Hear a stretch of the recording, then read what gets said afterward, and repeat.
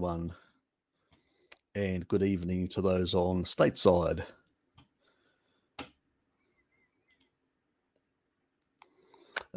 Tracy never sleeps. She's always the first. G'day, Tracy.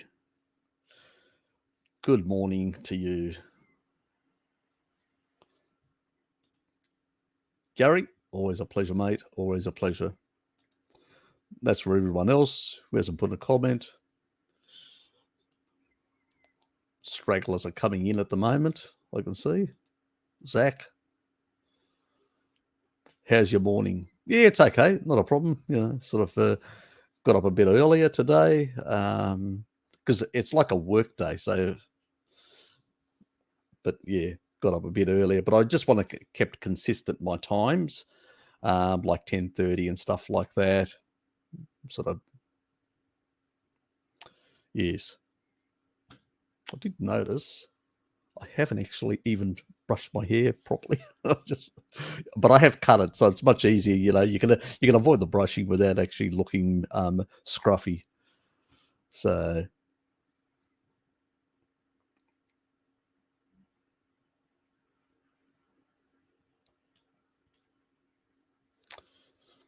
is that it? So what's happening with you guys? Yes, I've had let's say a colourful weekend. Had my regular sort of walks down to Salamanca and stuff like that and shit like that. Then meeting up with different people down there at the markets. Then got back in the evening, chatted with my neighbours, chatted with some other friends, then went for a bit of a walk, came back. Mira kept on nagging me about I'm doing a business plan for her, but I still haven't completed it. So she's nagging me at the moment. Get it done. So, yeah. She's got a hardware business, so I'm doing the business plan, but yeah, I'm only halfway through it. Anyway, that's my troubles. Then yesterday, got up. I actually got up late yesterday. Because at a late night, yeah, I did a BART. Really late. I looked at the time and I'm going, because I was actually working on this stuff, and I'm looking at the time and going, oh shit. It was actually 3:30 in the morning. And I'm going, I went straight to bed, woke up at about 11ish or whatever, then went for a bit of a walk down to this elderly couple. I was troubleshooting their computer, so we worked out that I tested it at home, the actual transformer that worked fine. So it was either two things: either the computer was dead or the power outlet was the problem. So pretty much we connected it to the other computer, fired up. I used a special program to remove the Windows password because she forgot it, older lady. So removed it, and that was so fast. She goes, "Is that it?" I said, "Yep, that's it." Basically, I just click on this, and it actually removes the actual password, and it only takes a couple of seconds. And she goes, "Oh, okay." The whole purpose was we didn't know whether it was actually working or not. So that got sorted out. Then I installed some stuff, and I left it halfway because I went across the road to my brother Sean and had a barbecue and just sat there. We had a bit of gin. Then we watched a damn movie. And then his partner with the girls turned up, and yeah, obviously then I had to go. So yeah, that was pretty much my weekend. We had a boys' night, a boys' afternoon type thing. Anyway, shit happens, as they say. Alberto, hi to you. And Elizabeth's here. How are you, Elizabeth, as well? Hi, Harry. First question: does fructose can cause glycation if it's not used as glucose in the bloodstream? look, it's it depends. It depends on a lot of factors. If you're engaging the Randall cycle, it's going to be 10 times more glycating than glucose. If you're not engaging the Randall cycle, it's only going to be 7 times more glycating. And then it depends on the quantity. Advanced glycation end products is basically when sugar molecules, obviously if you overcook something and you actually cook the sugars, because remember there's the glycerol backbone to fats. So that part can actually be overcooked. So that's where from meat you can get advanced glycation end products. But you really, remember, it's trace. You really have to overcook things to the hilt.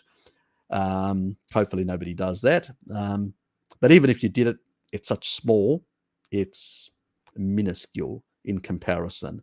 Let's say if that's the glycation end products effect from animal foods, from cooking, from sugar, using actual sugar, like tablespoons of sugar in your coffees and all that, it's going to be something like that. The order of magnitude is completely different. When they do those experiments on rats, they actually use high doses of this sort of stuff, this glycating factor from the animal food, which is completely unrealistic because, the rat wouldn't eat so much. It would eat if it had animal food like us, it would actually get very small trace amounts. Those trace amounts, your body can deal with them, even if you overcook your food. Even up to 32 hours. Remember the videos that I did? So don't really worry about it that much. But in terms of glycation from actual excess sugar, obviously if you engage the Randall cycle and you can't take in the sugar into the actual cells and it's floating around in the bloodstream and your blood sugar is going up, obviously you're filtering that blood through your kidneys. The nephrons will be glycated. That's what causes a lot of the kidney damage. It's excess sugar that it's not cleared out of the system. That's really what it is. Use it, or it stays in the endothelium and attacks the endothelium and causes damage to the endothelium. And we know that sugar will actually collapse the pericellular, those little pericellular matrix of the endothelium. So those little glycans, they will actually just collapse. And when they collapse, they can collapse up to 6 hours. So you're going to basically cause endothelium problems and inflammation from engaging the Randall cycle, not clearing that sugar out of the system. So that's what it really is all about. It really depends on, are we engaging the Randall cycle? Are we not? How much quantity is it? How much of that is going to circulate through the blood and get filtered? How many times over and over within a day? How many times every 2 hours you're going to be stuffing down your throat more sugar? It's, if you only do it once a day, the body can probably manage that. If you're doing it every 2 hours, it all has to do with the quantity of the poison, as they say, that it has the sort of effect. So it's really pretty much irrelevant in that regard. You got to sometimes use, when people make an argument, you got to go, like people say, well, God, isn't carnivore diet, and they go, have you ever heard of the Inuit diet or the Maasai diet? Multiple generations eating animal foods and only animal foods. So what are you implying? In those populations, was there any cardiovascular cancer or any of these diseases? No. So isn't that enough for you? The N15 data and all that? Do you need more? Or do we need some crackpots to adjust the statistics in their studies and all that, fabricated truths with epidemiology? Are we going to look at that sort of stuff, or are we going to look at reality? It's like, for instance, I take a measurement from a pulsar. I go, I don't really like that. I think the pulsar has been affected by some sort of nonsense that I came up with in my head, and I'm going to adjust the pulsar measurements. That's what they do with climate stuff. That's what they do with nutrition. That's what they do with everything. They adjust things because they know best. They're the experts. This is the rationalist thinking. Remember, there are two paths in science: rationalism, and the other part is basically empiricism. People that are doing experimental to prove things and validate things over and over, and that is how they determine things, mechanisms, working out mechanisms, stuff like that. All the crackpots that basically just want to use statistical mumbo jumbo adjustments in order to fabricate whatever. This is where a lot of this bullshit is coming from that you listen to or hear in academia or stuff like that. That's all it is. You've got to use your mind laterally and say, okay, you've got multiple generations, and when they go on the standard diet that we're doing, they get sick. I suspect their diet is better. And if you can't make that inference in your mind, you've got a problem of brainwashing that you need to overcome. Pretty much. Anyway, let's move on. Harry, I wrote down a couple of questions during the week for you. Oh, that's fine. Oh, how is Queensland? Are you enjoying it up there? Is it wet, my dear? Yes, good morning to you as well.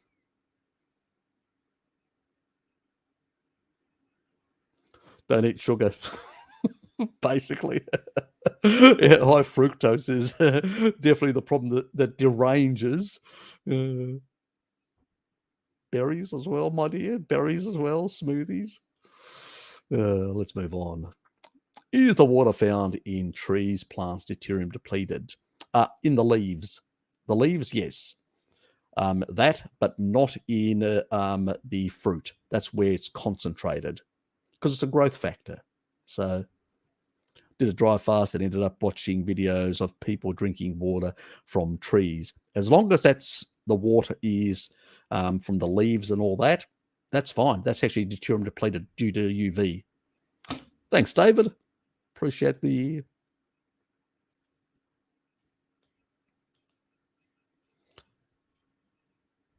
Thanks for the dosh. Hi, Harry. Thank you for all your hard work and dedication. You are much loved and greatly appreciated. Thank you. You're welcome. I've healed immensely and just days away from my first 5 months of living 100% carnivore. Thank you. You're welcome, mate. I'm glad that, you took up some of my suggestions. You looked at some of the stuff and it's worked for you. Yeah. Look, you always have to be patient with healing because it does take time. We've actually, as people, we've done a lot of damage to ourselves over a very long period of time in that regard. And so, it took me 12 years to be discharged from a cardiologist just recently, but that didn't happen overnight. I had to really radically learn a lot of things and change a lot of things. What I'm trying to do is lessen the period of time of suffering for people so they can actually improve their health. Others, it's going to take a bit longer because they've got more damage. They may have cancer, they may have other things, and that can take a decade or more. But we have to be realistic and honest with people and not sort of claim that magical stuff happens. If you were born carnivore, in a carnivorous society, like the Inuit or the Maasai over multiple generations, you would not have any of these problems. Neither would I, neither a lot of us, but we got duped, tricked, deceived by the system that we grew up. And so we then went to the excessive level of what they were recommending, and we ended up very sick. And now we're starting to move back into healing. And it's not a smooth path. So, there will be bumps along the road, and you can always ask me comments and stuff like that and put stuff down. And I'm always eager to basically reply and let people know, little adjustments they can do and stuff like that, and troubleshoot things. I don't mind doing that. Anyway.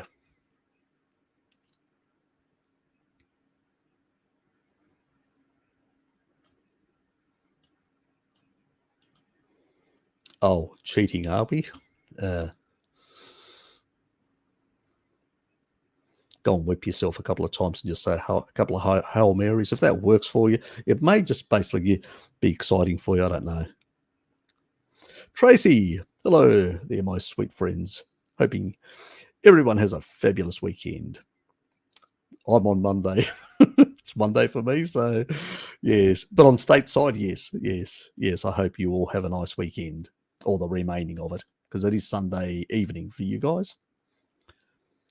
There's a new water product on Woolies shelves called Aquabotanica and claims to be 100% more from veggies. I'm wondering if it's structured. I've got no idea. No idea. Haven't looked into any of those sort of things. The problem with some of these, if it actually, the difference is the water molecules that are taken out of leaves and stuff like that, that people do in sort of tribal areas and all that, they don't have a lot of problems in terms of, but when you actually get these like wild leaves, like, your kale and your spinach and all that, these wild, ground-based type leaves, they tend to produce much higher levels of oxalate. And the reason for that is it's a protective mechanism so animals don't eat them. Where the leaves up in a tree, I think there are a couple of trees in Africa because of giraffes that do produce oxalates. I believe somebody told me that, but I'm not sure about that. But those leaves have less of a problem in the fluids, where from the fluids from these vegetables that are ground-based, the majority of these would be, they probably have high oxalates in them, those waters. I don't consider them safe. Even though they're probably filtered and reduced the amount, there's still probably some in there. But then again, I could be completely wrong. They could have had applied 100% filtration. I don't know. Haven't researched them, haven't looked into them. But I would be wary of products like that, So, and while because green plants do have lower deuterium, they do have other anti-nutrients like oxalates and many other things. So we've got to be very careful about all that sort of stuff. Could constant fatigue, weakness for months on a carnivore be? It could be. There's a lot of factors. It could be mitochondrial damage. You may, Alberto, have a lot of mitochondrial damage from past, and that can be an issue. I believe I'm dumping because I have foamy urine, also diarrhea. Yeah, it sounds very familiar. Yeah, I suspect you are. Food-grade citric acid. You need to get that. If you can't tolerate that, I know Hello Kitty couldn't. She went through a bit of a dumping period as well and a lot of pain in her gut. And that's gone now for her. But it took her, I can't remember how many months. Maybe she can mention it, how long it took her to basically resolve some of that sort of stuff. But yeah, dumping, she still does lemons and stuff like that as well. And that sort of keeps that in if there's any periodic type, and I do that as well. I like lemon juice anyway on my meat, on my pork in particular, and my fish. I don't like it on steaks or stuff like that, but I do like it on those particular cuts of meat. Yeah, so you can do that at a later stage, but at this stage, citric acid, things of that sort. A bit extra taurine because because if you're actually excreting some of this sort of stuff, you want to sort it out. You want your digestive system to work properly. So, and bile does help with oxalates as well. So you want that to work properly. So that's the sort of, and oxalates do deplete taurine and other sulfur amino acids. So that can also create problems in detoxification and proper liver function. Oxalates are a problem. We sometimes think about, like joints, pain in your joints, oxalates, or your skin sometimes gets really rough, and that can be oxalate dumping as well for some people. Depends, some people express it in different tissue types and different areas more than others. So it can vary. Majority of people that usually have in the urine don't really have as many problems through their through their guts. They'll get a bit excreted, not a lot. Some don't get a lot of, they get hardly anything out of their urine, but they'll get massive releases through their feces. And they tend to basically get all these, these cuts and bleeding at the anus. And that can last for, it's a problem. It's so really annoying for those people. And some people have basically literally just taken on the toilet paper, they've seen like the little white little crystallized sort of oxalates there. So yeah, it's not an enjoyable thing. I had it for well over 2 years, and it was on and off, sometimes severer than others. So yeah, we do pay for our past indiscretions. That's another reason why you need to transition when you're doing a carnivore diet, not go like really rapidly fast. That can be a problem as well. So, and sometimes people put back some oxalate foods just to basically slow all that stuff down. So because the body goes, oh, there's oxalates coming in, we better stop dumping, and because there'll be too much in the system. So that's the other factor as well. So you can actually do that, especially if you don't have the citric acid, you don't have the sort of stuff that can help break these sort of things down, because they can do damage to your kidneys as well, oxalates. So, a bit extra dairy to bind it as well. But that will create stones, and that's where you need to basically, but that will reduce the amount of damage being done to the kidneys, but also can generate stones. So you do need to get the citric acid in. Apple cider vinegar can be another one that can help in that regard. But yeah, you definitely do need to get that sort of stuff. And if you've got you need to, if you've got gallbladder that's not functioning properly, that can be an issue as well. So there's taurine that plays a role, malic acid that plays a role. You get supplementation for that help to get the bile working properly, which is another factor. There's a lot of different factors that can play.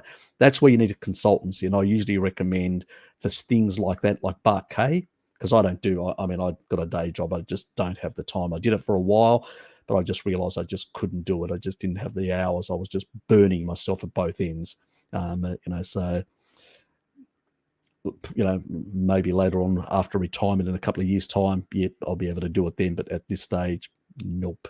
So do consider somebody like Bart K. If you don't know who he is, if you go to the featured channels, you'll find the link to his channel, and then you'll get his email and be able to contact him. And I don't know what available slots he has if you need help with that. You could try it yourself with the suggestions that I've given you and see how you go. What's your opinion on homemade milk kefir? Pros and cons. Will it help gut health? Yes, it will. Yes, it will. Yeah, it does help quite a lot. It actually improves your gut microbiome.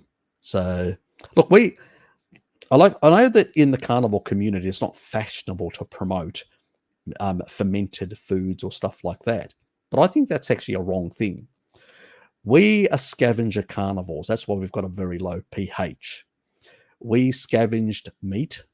Our low pH kept out the pathogens, but allowed the acid-loving bacteria like the Bifido types, the lactobacillus types. It's the same stuff you get from it, because your mummy's birth canal is very acidic to keep out the nasties, and it's full of lactobacillus. That's what you get coated when you come out of your mother's birth canal. So those are the sort of stuff you want to encourage. And so these sort of things do help. Remember, the Inuit used to take fish and throw them under snow and basically allow them to ferment. Fermented foods like pickled foods and stuff like that even agriculturalists have done, we've been doing for a very long time. Because our gut microbiome takes a bit of a hit now and then, even in normal times, even if you're on a species appropriate diet. It's a good idea to basically help it out a bit and regulate it with taurine, which comes in the animal foods primarily. Now we've basically, because of oxalate dumping and all sorts of other xenoestrogens in our environment, mold in our environment, all these things deplete these sulfur amino acids, plus the hanging up of animals. So we lose a lot of the fluids. That also depletes. And so we're sort of forced now to supplement a bit to cover that sort of side in the modern era. It's not something we naturally did or we needed to do. Other people say, I don't want to supplement. I go, okay, do try and incorporate a bit more seafood in, because especially wild caught, the snap frozen, it's still got all the taurine intact. It's not been hung. It hasn't lost those fluids. And just make sure you keep the fluids and drink the fluids, and you'll get a good quantity. It's probably the Japanese paradox is basically high taurine foods, which is a lot of seafood that they consume. So, yeah, I mean, that's the regulatory side. The other side is you still need, and they have fermented foods. You take a look, kimchi, all these sort of things. A lot of populations around the world, tribal populations, have got fermented foods. They've been doing it for a long time. Even in South Africa, where they have less, a tribe there is lactose intolerant. They actually ferment their milk and turn it into this sour milk, and they drink that. So they actually get some of those probiotics in that. So there is, other people, modern people use cheeses, raw cheeses and stuff like that. I don't care what you use, try and get some of those beneficial bugs back in, and then regulate it with the taurine in the animal foods, and yeah, Bob's your uncle. Anyway, that's an Australian saying, but anyway. Oh, Bart's here. G'day, Bart. What the Billy Who is going on here, soldiers? Oh, well, I'm doing a Monday thing, aren't I? do you want to come on, old geezer, Kiwi boy? Can excessive consumption of saturated fat be harmful on a cat? No, zero. Just use common sense. 50% of intake of the nutrients that people in the Pacific, coconut, which is highly saturated, 50% of their intake of their food quantity comes from coconut, which is highly saturated. Not an issue. It's all these crackpot, fabricated, epidemiological studies that show that, and it's highly confounded and highly adjusted, as Bart knows. Yeah, just common sense, guys. Common sense. You got a 50% intake. And even other populations that I could go through, a number of tribal populations. Just doesn't make sense. Doesn't compute, but it does compute in a crackpot's mind, where they can fabricate the outcome statistics. Yes, and adjust things because they don't like what they've observed. As I said earlier, a physicist taking a measurement of a pulsar and saying, "Oh, well, I don't really think that the pulsar usually has that frequency. Those frequencies. I think they need to be adjusted." I sort of disagree with the actual observation, with reality. That's basically people that love, I'm the expert, rationalists. And then you've got empiricists, people that believe you need to experiment, you need to be able to prove mechanisms, you need to be able to demonstrate this before you can infer things. It's a different mindset, guys. And we need to get into that mindset of thinking that way. And I would, but I have a number of clients, contacts. Fair enough. Thanks for dropping in and saying hello. Say hi to Pim for me. And do give Ted a bit of a stroke. Anyway.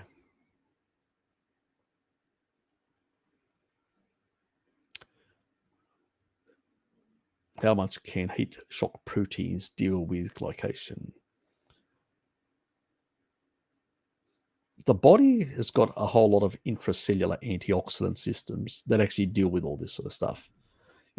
As I said, it depends on what you're putting down your throat, how bad it's going to be. Just because you activate heat shock proteins or you activate different mechanisms in your body, and they will vary. It's not like, oh, it's this amount. No, this is a dynamic system interplaying. At the end of the day, as I said, Randall cycle activation will mean these glycating factors will circulate through your body, your bloodstream, plus they will go through your nephrons and glycate them. If, on the other hand, you're not engaging the Randall cycle as a small amount, it may be cleared quite fast and not have those deleterious effects. If you're eating every 2 hours, pouring down inappropriate foods, you're going to get that problem. So it really depends on don't think in this sort of, we have a tendency of thinking, oh, glycation, in this. No, you have to think in dynamic. You're a dynamic body. You've got all these mechanisms. If you undermine those mechanisms, so intracellular antioxidant systems, by raising insulin signaling, which basically actually changes the way these things work, then they may not work appropriately. And we're talking about excess here. We're not talking about slight increases or anything like that just protein does. That's just normal signaling to, to tell the body, there's these aminos, they need to be used for structural purposes or whatever. So you've got to think in those terms, HD. A lot of this sort of, people throw these remarks out and they go, oh, this, but the reality is that Randall cycle and the level, the gradient. So, your cells will be at different rates of Randall cycle activation. The more you throw in of these mixed energy sources, you're going to basically push that gradient up and push the length of time that is engaged as well. It's just the way it is. And the outcomes, the level of glycation, the level of, of inflammation, all that is going to be different. It's going to vary depending on the gradient and the length of time of that activation. So it's going to be, the whole thing is just keep the shit out of your mouth. Don't put it in there. You don't have to worry about all that sort of stuff.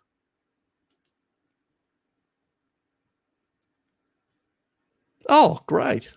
Oh, so it did actually clear out eventually. Because remember, I did say to you, it's not looking very good in Queensland, because they had that cyclonic sort of stuff. So it did clear out. Okay, I'm glad you're having a good time then, getting a bit tanned and out there, and sounds good.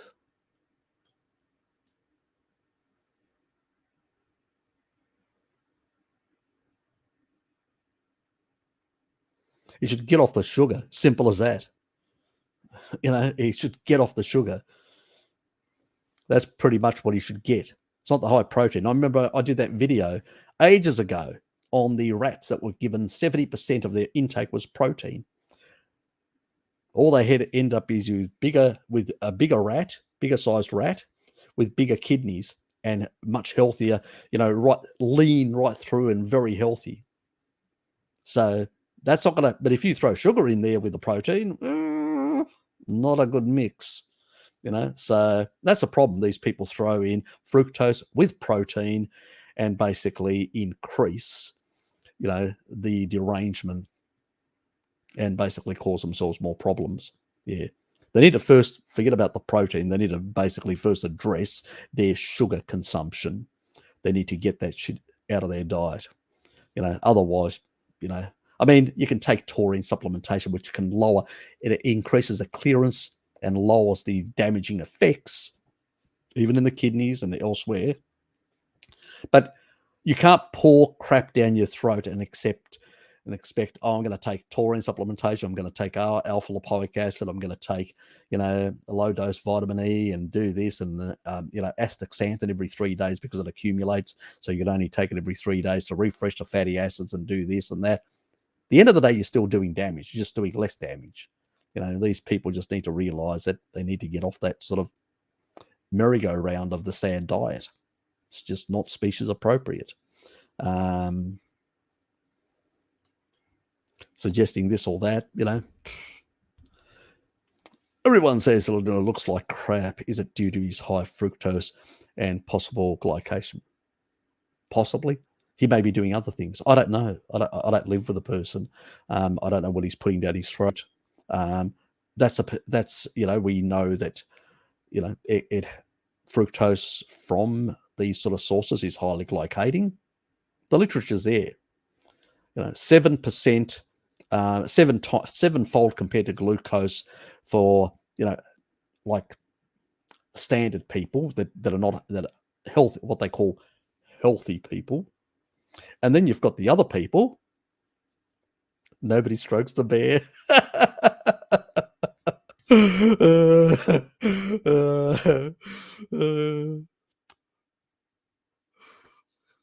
Ted has spoken. The Meat Militia. That's Ted's actual channel. The actual puppet is actually Bart. And yeah, so I don't know, Elizabeth. He could be taking drugs. Who knows? He could be out there, being the new guru, doing drugs with women and all sorts of things, and having a party of a time, and also aging faster. I have no idea what he's doing with his life and all that, or what he's doing, or what he's pouring down his throat, all that. And it doesn't even really interest me either. I don't really care what, Saladino does or doesn't do or whatever.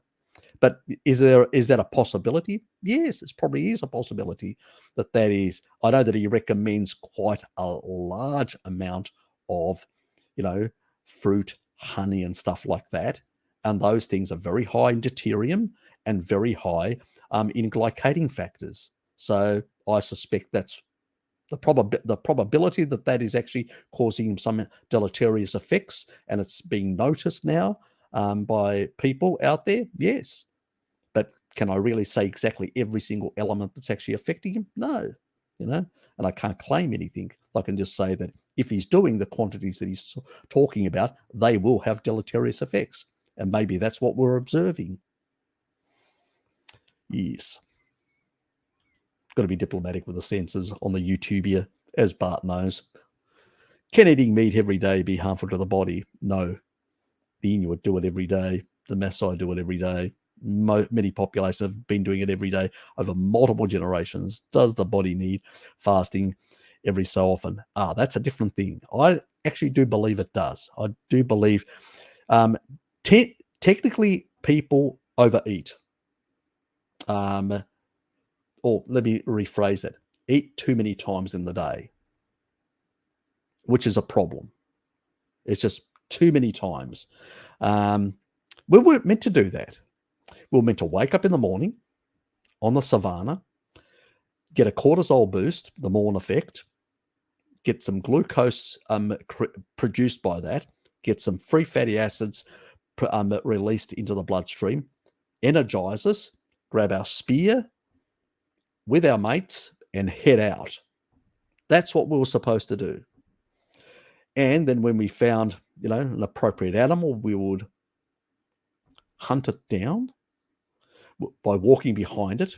We can sweat. Those animals can't. Those ruminants. You mean that? You see that? That's why we're midday persistent hunters.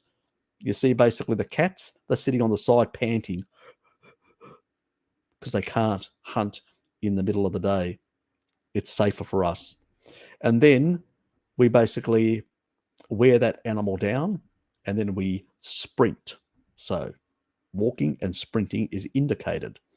And then we sprint. And then we throw, because we've got the right anatomical morphology to be able to do that.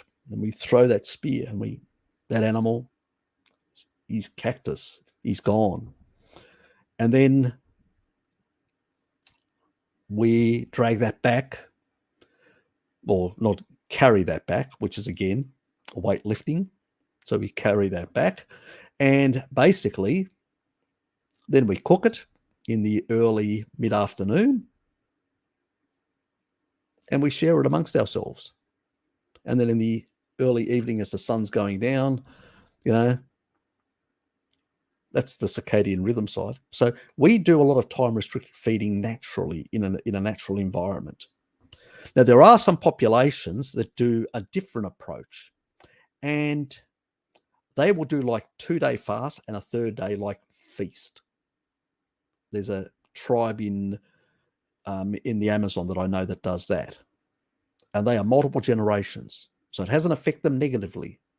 So it's quite clear and all that, and I think it's a good thing for the turning over of old cellular garbage to have a certain level of time restriction and a certain level of the occasional periodic fasting.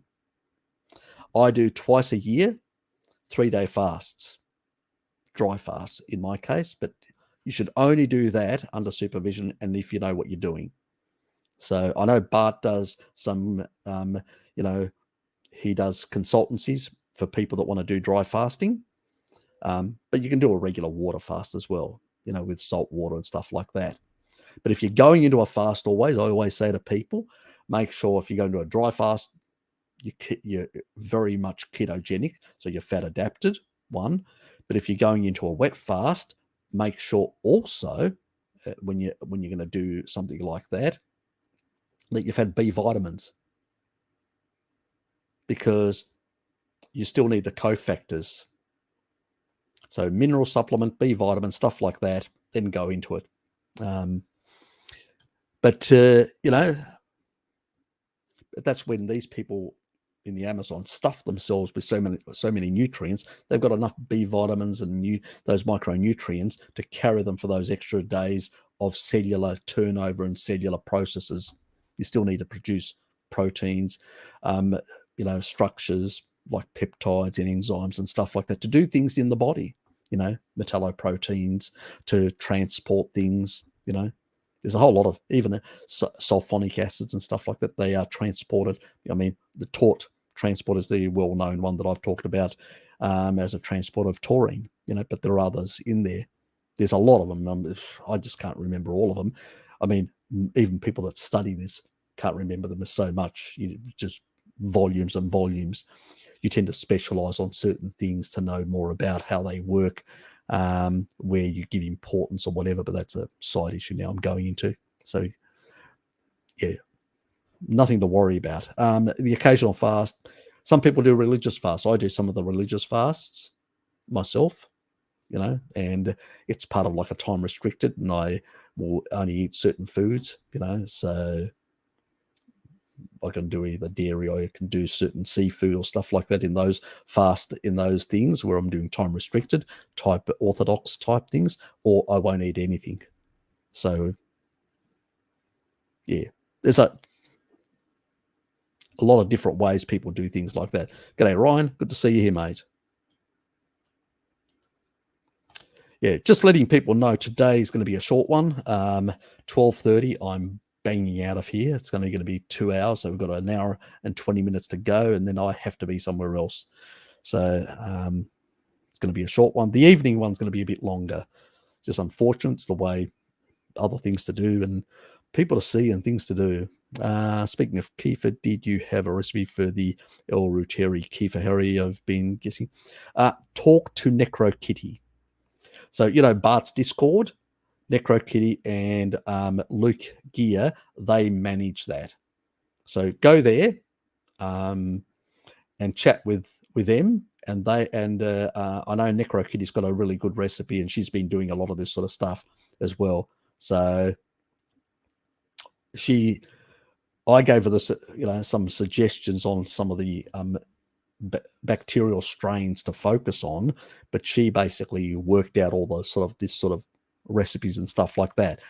Richard Vivid Mouse from Kiwiland from New Zealand, he said he's going to do me a video at some stage on something like this. So he'll put something together, and then I'll post it on my or if he does it on his, I'll just post a link in my community page. So we'll see how that all works out. But you can find some stuff online as well. If you Google, you will find some. We get the sort of those specific strains, the ones that actually can combat C. diff and all these sort of things. It's one that actually existed in our population, but it's actually been reduced by 90% in the whole population.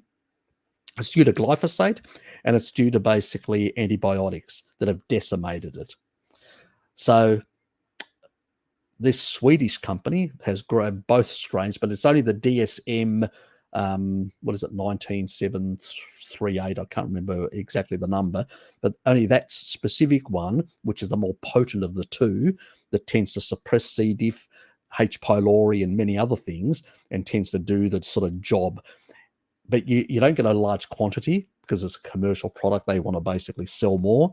So we've basically used it in kefirs to basically ferment it and create bigger quantity, like getting it from the hundreds of millions to the billions of, in terms of quantity. So it can actually do a better, more effective purpose. I know that they actually crush it all and actually put it in with the actual milk kefir, but I'm not sure how long, how many days and stuff like that. So go on the Discord. So if you go to Bart's site, you should find a link there somewhere. Or Luke's here. Ask Luke. Luke, can you put a link to the Discord So Zach can basically come on and then chat with Necro and basically get her information on how she does it. Anyway.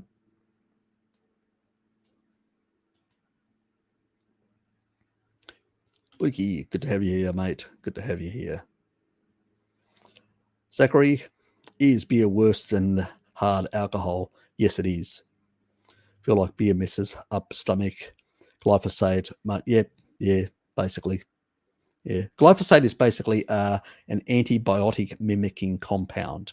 They've got a patent for it. Monsanto got a patent, a worldwide patent for glyphosate as an antibiotic. So when you actually consume glyphosate, even small quantities every single day with eating those sort of foods or drinking those sort of beers, you're actually putting in your body small amounts of antibiotic. That's not going to be good for your gut microbiome, period. That's the problem. So, yeah, so plants today, forget about all the anti-nutrients that they've got. They've got a lot of anti-nutrients. But on top of that, they've also got a lot of these molecules that are, antibiotic mimicking or behave in the same way. That's causing problems. I think that's this excess, occasionally having antibiotics can create problems, but your microbiome can basically bounce back if it's on species appropriate foods. You put a bit of taurine in to re-regulate the gut microbiome, and you've also got an appendix that where you, like the old cecum, used to house part of that microbiome. But when you move beyond that point, what's he goes? Mr. K's releasing his response to Salad Boy on Thursday. Okay, we look forward to it. So there'll be Bart's actually going to be making a video on that. So yeah, but yeah, that's probably your problem. You can, obviously still beer is beer. It's still going to have negative effects. Like any alcohol, all alcohol, it's going to have negative effects. I had gin yesterday, but I just kept it to 2 drinks. Where usually I'm, half a bottle later, I'm still drinking. So even my brother Sean said, "You didn't drink much," and I said, "Nah, I'm just not over. I'm not going to overdo it." So, and I only do it periodically. I don't do it every weekend, and I don't do it every. I do it once a month or once every 2 months. It's not a constant thing, and it's usually something clean like that, like gin or vodka or something like that. And I don't do it in excess. Try to avoid beers and stuff like that. But if you're into beers or ciders or stuff like that, try and stick to the organic stuff. There are some brands out there that are organic, and if you're going to have some of that occasionally, try and stick to the organic. You're going to avoid this sort of glyphosate stuff and all that. But yeah, the further away you are from plants, the further away you're going to be from these sort of compounds that can actually, wreck your gut microbiome. And that's the reason why Bifidobacteria infantis and Bifidobacteria, and Lactobacillus reuteri specific strains like that Swedish one, the DSM, and a few others. 90% of the people, it's estimated, in the US, it's no longer in their guts, and it plays a very important role in suppressing pathogenic bacteria, and also with a number of other immuno functions in the body as well. So a lot of these problems, what you eat affects your gut microbiome. So affects, it's an interplay. It's a complex system which is interplaying. The nutrients you give it, all these things, inappropriate foods. There's a cost. There is people who used to feed their cats or dogs, even with bread or fruit. Yeah, that's why the kidney damage to dogs and cats from glycation, and the actual, do you think it to be a crime for them? Yes, it's animal abuse, but most of these owners don't even know. I don't blame the owners. I actually blame the authorities and veterinary schools and stuff like that that promote a lot of this kibble eating for dogs and cats nowadays. It's the reason why we've seen an explosion in kidney problems in cats and dogs, why we've seen an explosion in cancer rates, in cardiovascular disease, in diabetes in dogs and cats. Do you think that species appropriate what they're being fed? No. They should be eating raw meat, especially cats, because they need more taurine. But do you think this happens? No. You know? It's like my brother, Sean, the cat that they've actually got, they feed it. But it's a big cat. Still, Gracie still manages to pull it apart, give it a hard time. But anyway, yes, children with cats. But yeah, the cat is actually is just fed many times hearts, chicken hearts, getting good taurine levels. That cat is really strong. It even recovers, got injured, really recovered quickly compared to in the past. I was shocked. It's older than in the past and it recovered quicker because it got the species appropriate nutrients. It's not complicated rocket science, but unfortunately, when you've got a food industry, a pet food industry as well, that is geared to basically making profit, yeah, they're going to make all sorts of crap and convince people that it's good for cats and dogs. G'day, Jin. Not a problem, mate. Enjoy your. I hope I'm the pleasant voice in your ear while you're working. Anyway, good to see you here, mate. How much lemon juice would be enough for citric acid, or should I just buy some food grade powder? Yeah, food grade powder at this stage, because you can, as I said, you can use lemon juice as an interim solution at this stage. But yeah, you could also get, because some people just don't like consuming it in water, like diluted and drinking a citric acid. They just don't. So you can actually get it in tablets, so which will dissolve, and probably that in some respects they could be a better solution. Also, less problems for your teeth and enamel. That was him earlier. Yeah, that's exactly it. Yeah. Thanks, Zachary. Once or twice a day. Yep.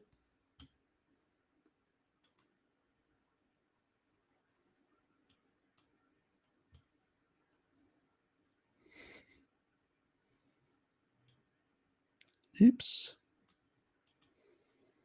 Fabulous. My milk kefir greens will be here on Wednesday. I've been making some homemade Greek yogurt for years, so I think I will love milk kefir. Enjoy.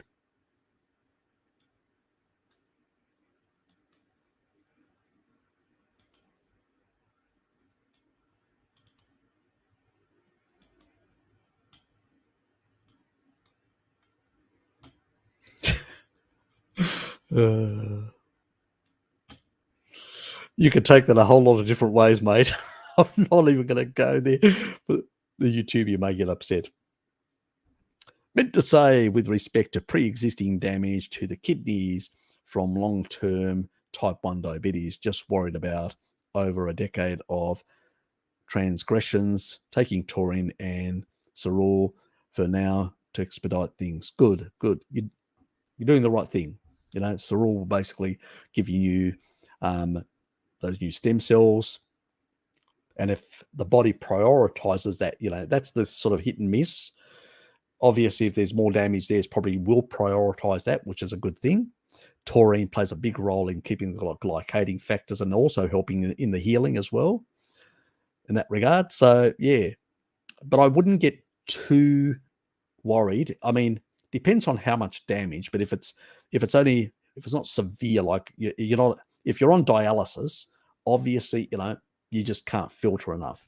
If somebody's on dialysis, I'd rather have them on supplemental taurine, cerul, and other things like that to really just heal the stuff, heal the body, and off the glycating factors and off all that garbage, and that could be a problem. And there you basically have to really get the energy stuff in to try and maintain so you don't wither away. So the energy stuff, fat, obviously. Now, some people can tolerate different amounts and all that. You may have to spread it throughout the day, things like that. But that's if you're on dialysis and stuff like that. If you're not, you can still tolerate, protein. And as long as you're not glycating it and all that sort of stuff, you can spread it a bit in the day at this stage. It's not something that, it's not indicated that way. You're not supposed to, but if you've got that sort of kidney problem, you still need the nutrients. You still need the enzymes, the different protein, little micro machines that are going to be in there that are doing the healing and doing things in your body. You still need that cellular repair, that cellular turnover and stuff like that. So, but under those circumstances, you've seen my videos go higher on the taurine in order to basically help that along and to regulate blood pressure as well, which is very important. Those are the sort of things, but eventually things will shift back. I mean, Dr. Atir, the guy,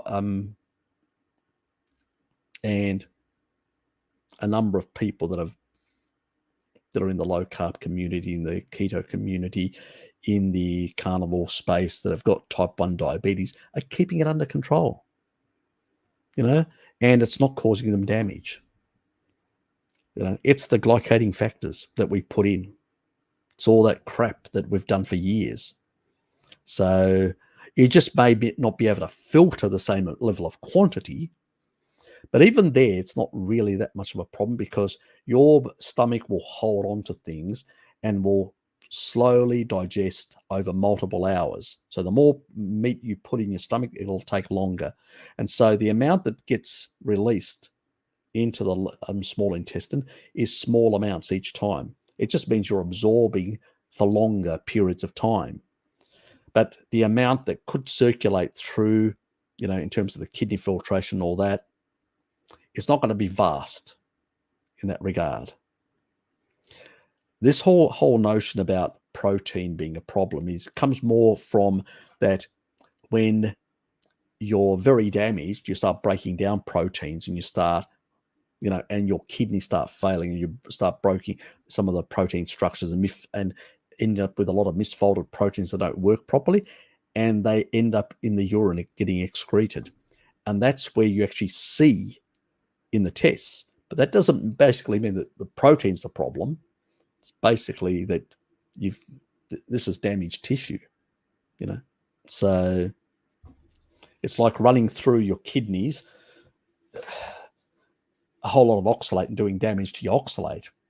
And it's not the protein that you ate, it's the oxalate that actually did the damage. It's certain other things, Yes, it may stress them slightly, but, it's not going to kill them. But the protein tolerance will vary depending on how much kidney damage there is. So that's where you may have to do it slightly different than other people. But you really need to do these other things to basically re-heal the kidneys. And my father had kidney problems, and I had him on more protein and taurine. And rather than actually seeing a deleterious effect on his kidneys, that's an N of 1, I know, but my father's kidneys became stronger and less, those cancerous lesions and all that, they sort of dissipated. So I'll leave it up to you. I can't recommend anything because I'm not a doctor, but from anecdotes from my father's experience and from the literature out there, protein does not cause problems to kidneys. Really, it's the glycating factors. A person that if you've got this sort of thing, you need to stay away from this sort of, from seed oils and sugar like the plague. Zero tolerance. And that includes alcohol. If you do any of these things, then you've only got yourself to blame.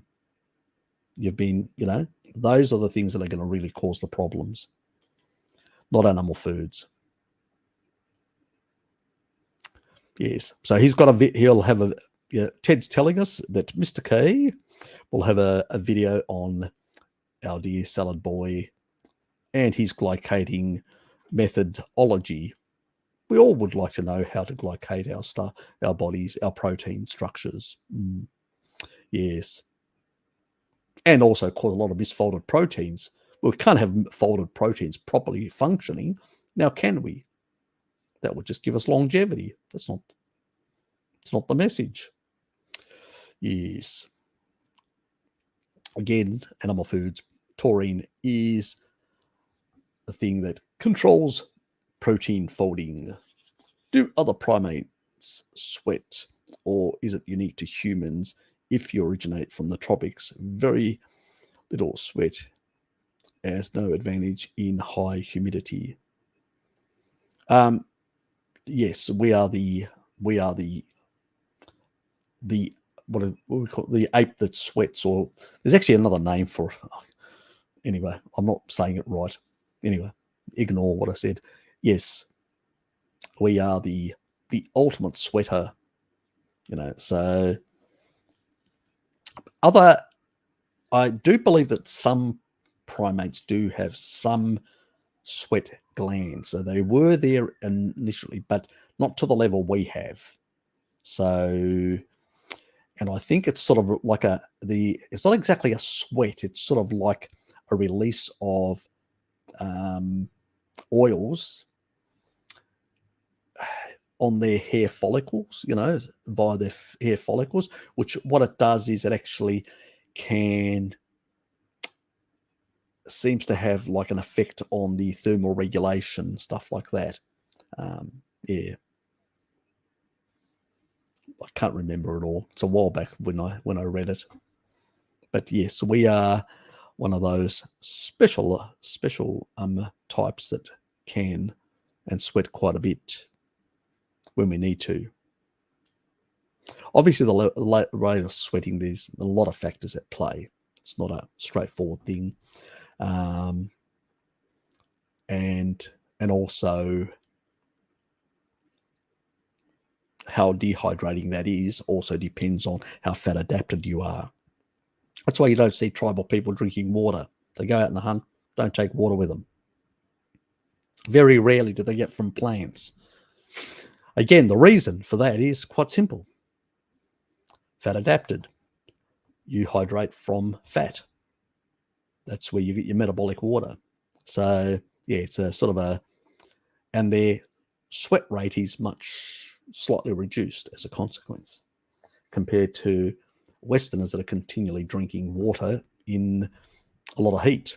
And they're flushing out electrolytes, causing them all sorts of problems. Some even kill themselves when they go on the Kokoda Trail and drink too much water.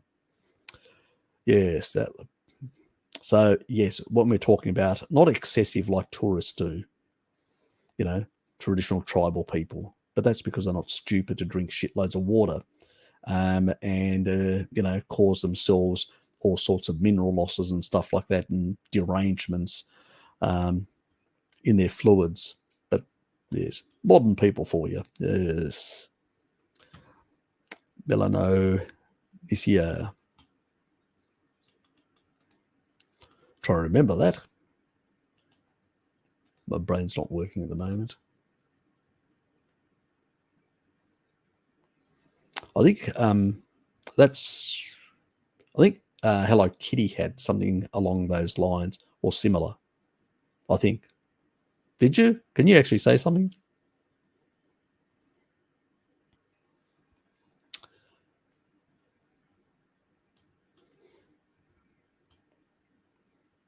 Okay, I think she's gone. Anyway, I think she had something along those lines. I did get her to do more taurine and seemed to clear it out. She had some other things like little, what was it, little holes or whatever. I can't remember now what it's called. So, yeah, I think she had, so where my sort of nails tend to be pinky, my nails. She had a bit more dark in it, but the more she did carnivorous diet and the more I think taurine was having an effect on it. I think taurine was having an effect on it. I do believe it's due to some sort of glycating effect, but I haven't really looked into it as enough in that regard.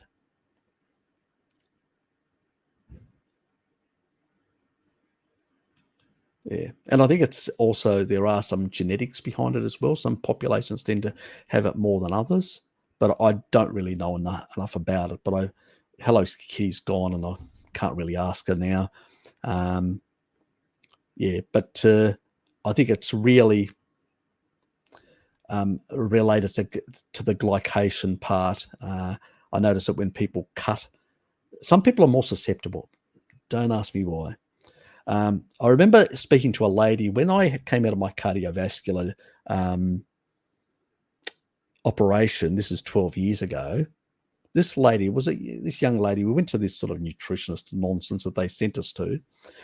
And I realized then that these people had no idea when they were showing us processed food and how to read the labels. And I'm going, these people have got no idea. Is this what they're teaching people that just came out of bypass surgery, or with she got a stent at the time because they couldn't.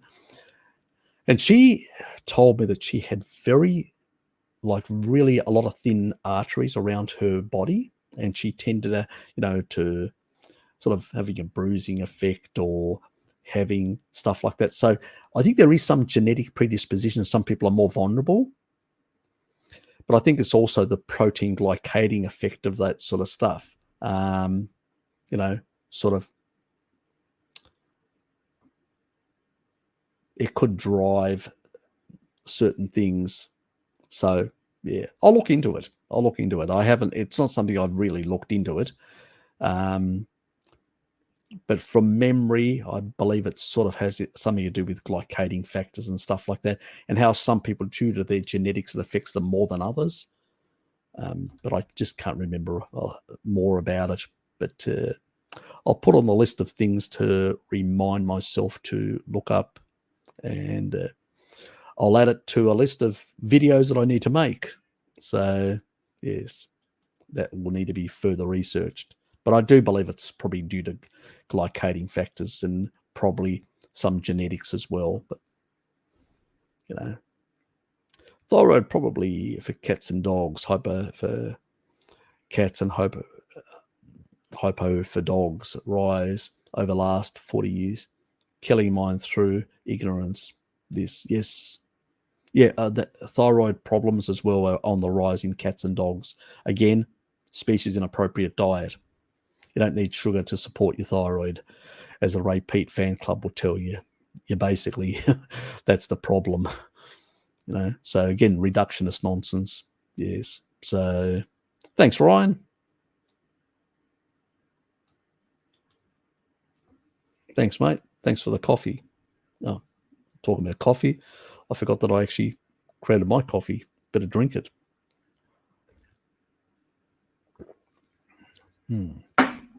Appreciate it, mate.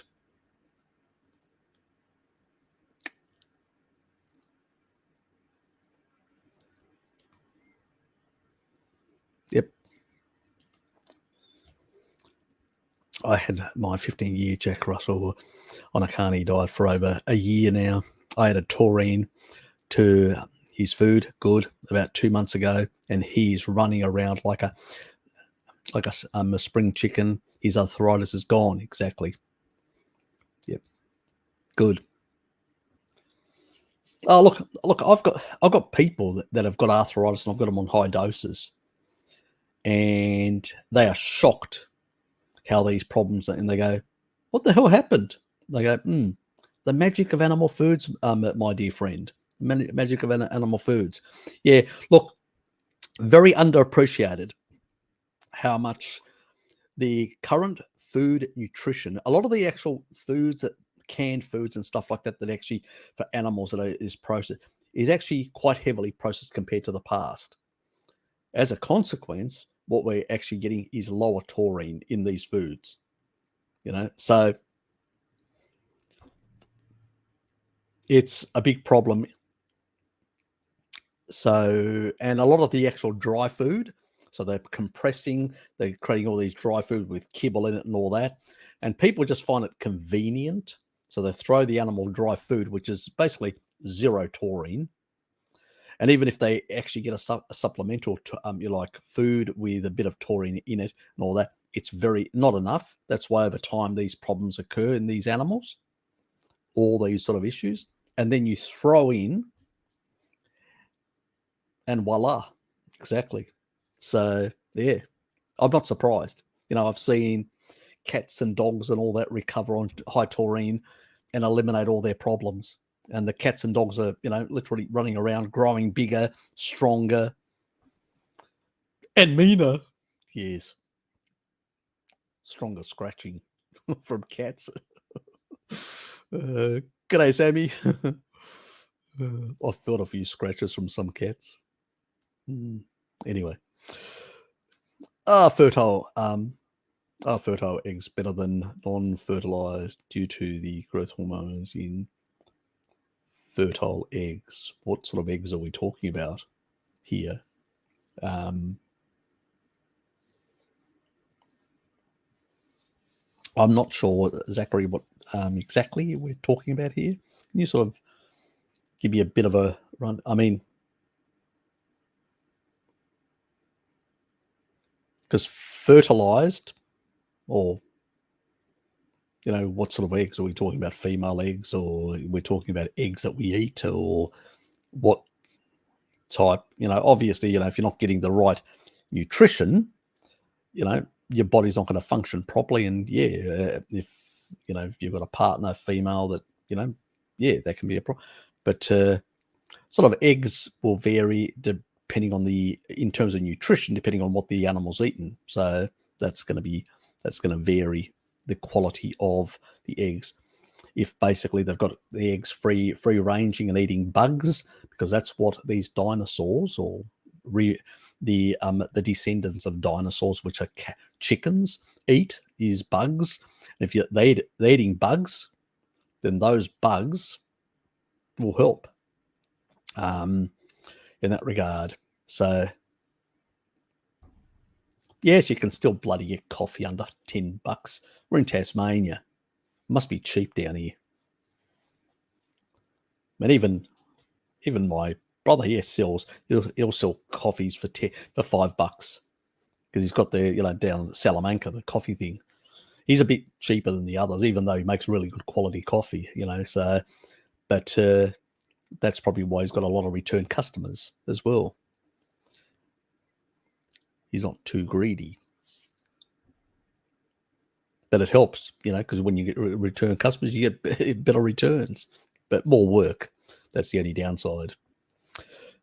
NTL, hi Harry, I have a question. After a meal of sugar ice cream, bad boy, is a treat for me. Yes, it's something that I've cut out for a while now. Do I have to fast for a period of time before eating meat and fat again to avoid random so I can repair the damage? Yeah, doing a 24-hour fast can help. With a bit of exercise, can help. So Sunday night stream, yeah, Sunday night for you Canadians. G'day, Jared. But for people like for me, it's Monday, and I flexed off. I got the day off from work today, so I've had accumulated. I actually had a previous flex time, so I've had quite a lot of hours. So I had to come down because it was the end of the month. So I had to come back down to 10 hours because you can't be over. So it had actually accumulated quite a bit of hours, and I'd already taken a flex day. And so I had to take another one to basically bring down the hours. So it's all about getting the hours down so I don't go over the 10-hour limit. Yeah, and I've actually noticed, because what they've done is they've pushed up we can do now like 10-day. Before it was 9 hours, you could only work throughout the day. Now it's 10 with the new agreement, which basically means that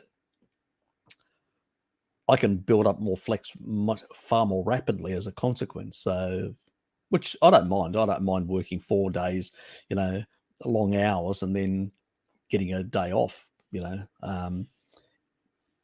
every fortnight, plus leaving it midday on the Friday. So it really works well for me. So very flexible and enjoyable to be able to go at lunch or in the slightly early afternoon on a Friday, and then have the fortnightly flex day.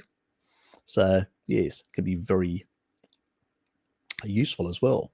And I've been using it for this because yesterday I was doing other things, socializing.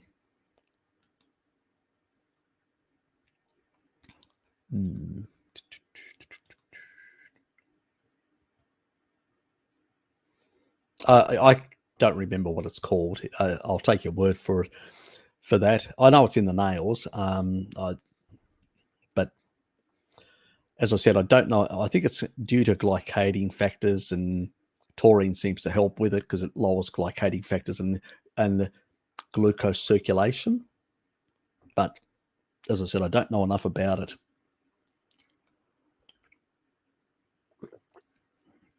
It's something that I have to look into it. I'll put it on my list of things to do.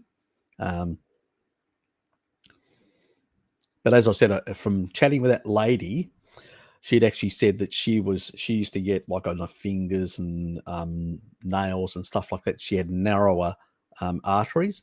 I think that may, if you glycate these and in those certain parts of the body, maybe that's related. Remember, I look at things I nature from multiple angles, not just what's causing it, but are there genetic factors of this or that, and other things that you can do. And so I try to get it from a multifactorial, multiple angle, because I want to understand it much deeper. Giving you a standard sort of explanation, like all the glycating factors. Yeah, it is. That's probably the major one, but there's going to be genetics. There are going to be other things that predispose certain people, and I'd like to properly look into it if I'm going to, before actually stating this or that. Anyway, I turned a year ago. Carnivore, I think. Many thanks to Harry, Bart, Pim, as well as other amazing people in this space. Yes, you're welcome, mate. Yeah, he's doing way better. He's sorted out his thyroid issues, Hashimoto's, sorted out. He's couldn't build muscle, had difficulty building muscle. Now he's building muscle, healthier, less anxious, out there amongst people, feeling comfortable.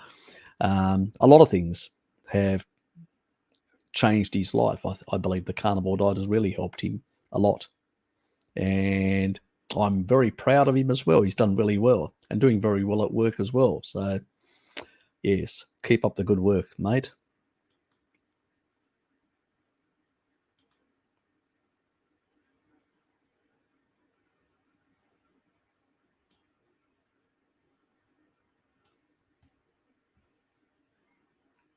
Yep, I understand. Enjoy your sleep.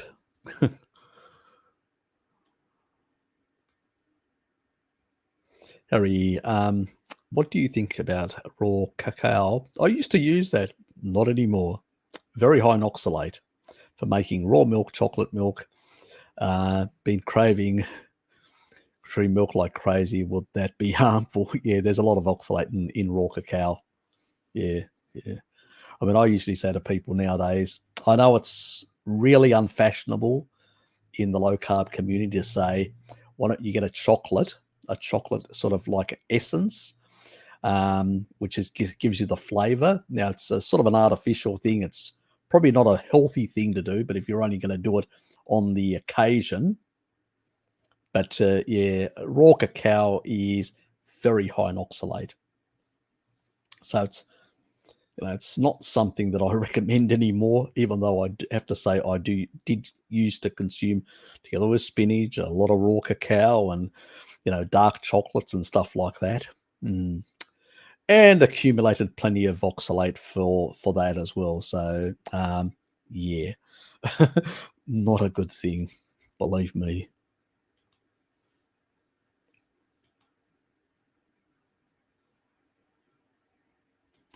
Yes, we can.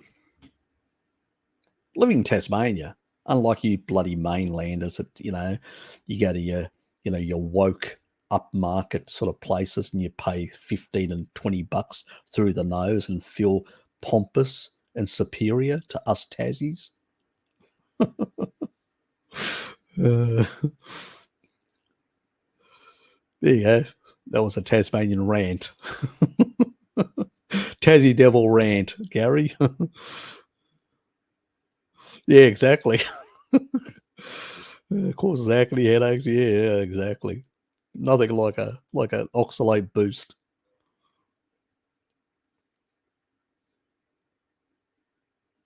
Yeah, it does have that benefit. But still, it's, I'd rather get the essence type thing, the flavour, than really, go for the other stuff. Ah, yes, mate. Ah, yes. Flex day. Good to have you here.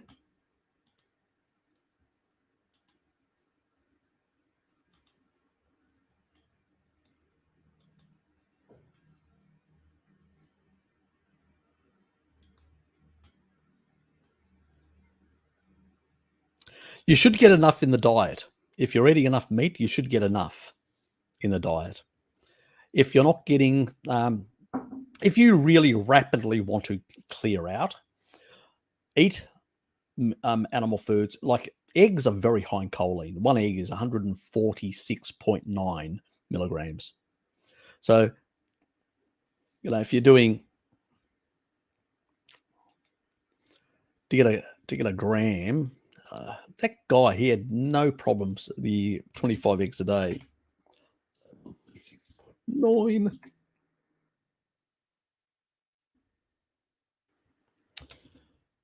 Can't even bloody. So that guy, remember, that was doing 25 eggs a day over multiple decades and all that. He was getting, just from the eggs, nearly 3.67 to nearly 3.7 grams per day. And his liver was clean as a whistle. You probably don't need that amount.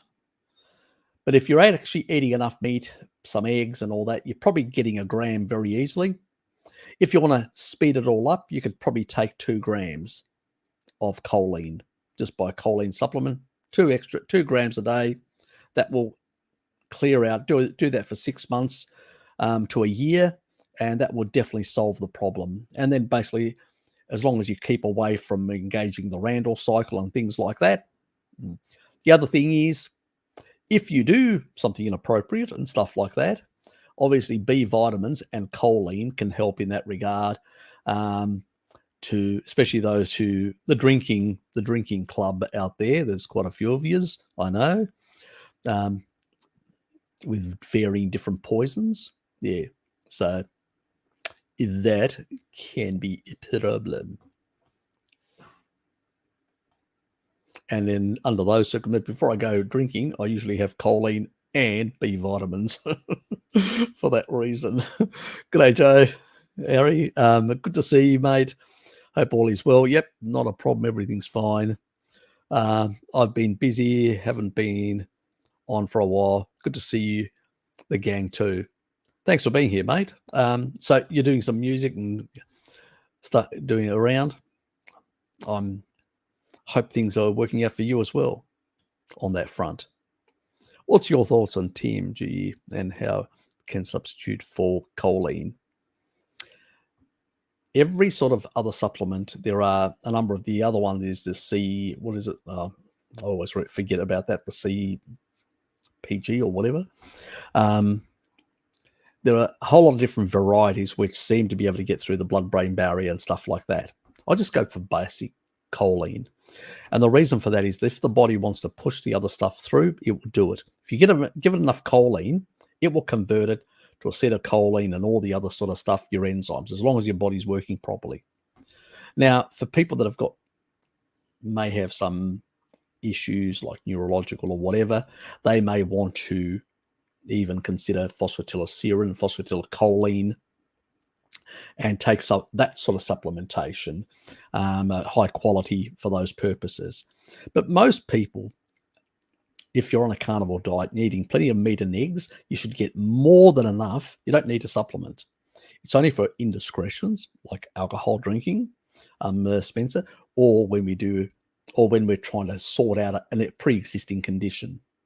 But yeah, the expensive stuff, yeah, that'll just put a hole in your pocket. Yes, it may be because they slightly alter the form and add. I can't remember exactly what they add precisely, what they bind to it in order to make it easy to get into the blood-brain barrier. You're just paying premium for whatever, but that's if you've got the money and you want to spend it, fine. But I don't think it's, eat more eggs. You get all the phospholipids as well. You'll get a much better combination of things that will be very good for your brain.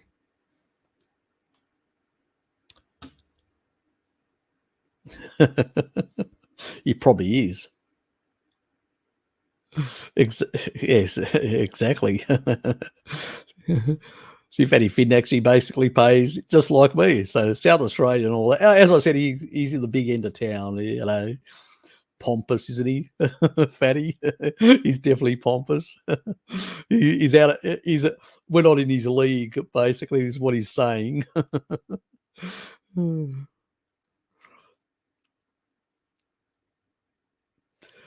Just slows down in the digestive tract. It can take up to 4 to 8 hours to digest protein, depending on how much you've eaten, Sammy. That's when the body will slow it all down, how much it releases from the stomach. Your stomach, depending on what you eat, can digest protein in 2 hours, 4 hours, 6 hours. It can stay in the stomach for far longer. Depends on the quantity.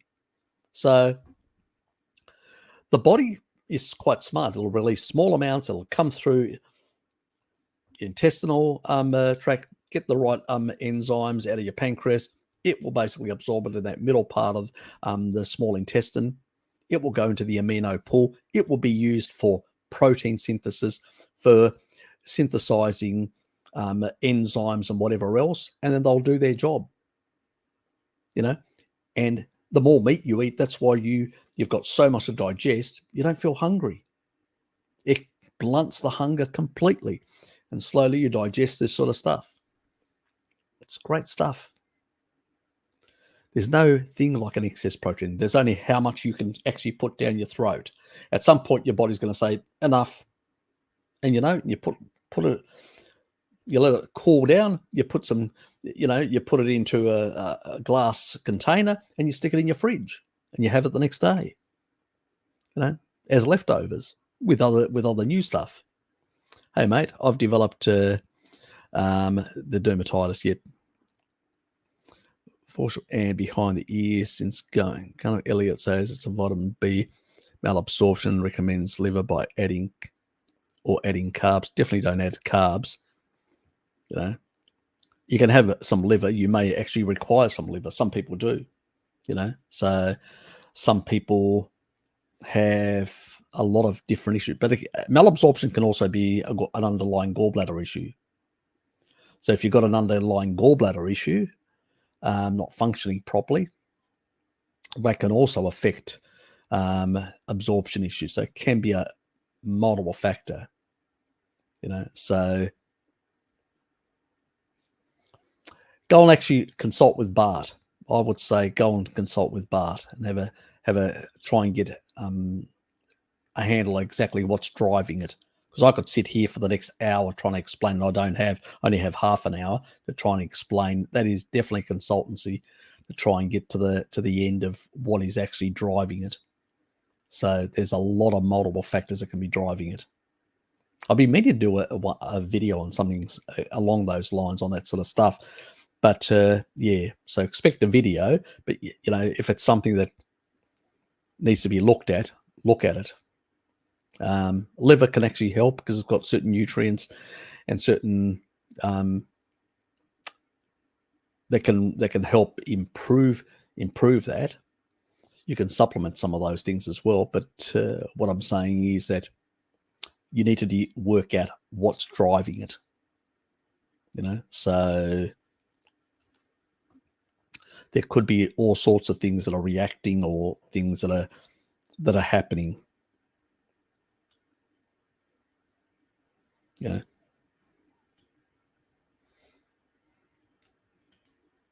Oops.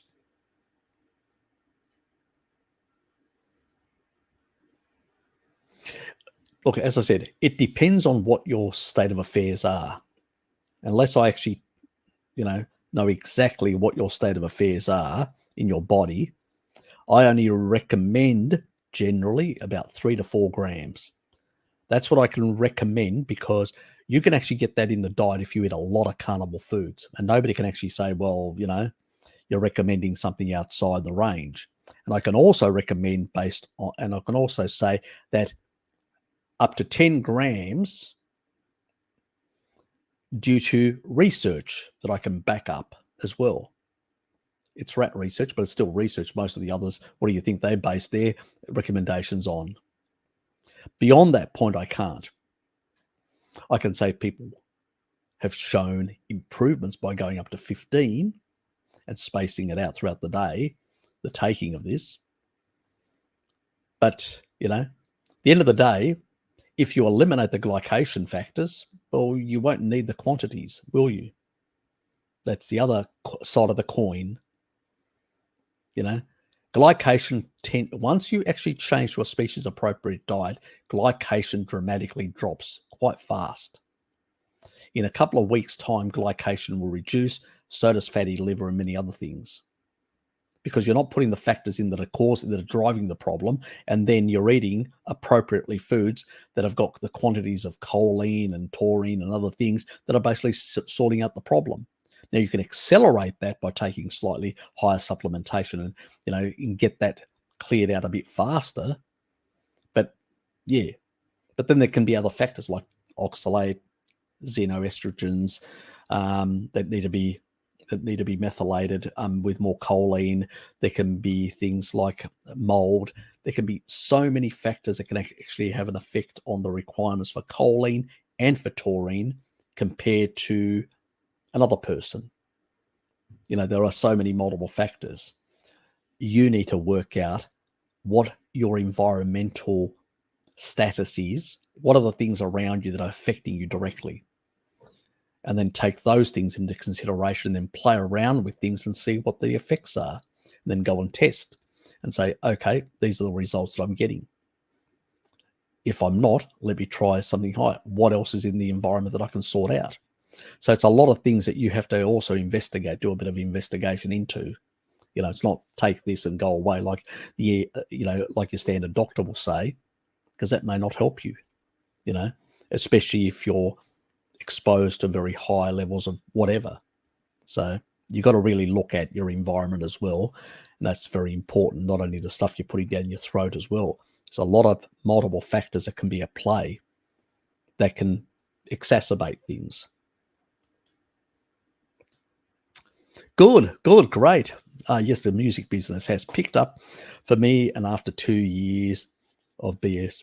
That's fantastic, Joe. Great news. I'm really happy for you. I'm honestly really happy for you. That's great news. Keep up the the good work in entertaining people and in these difficult times. I hope things are going really well for you.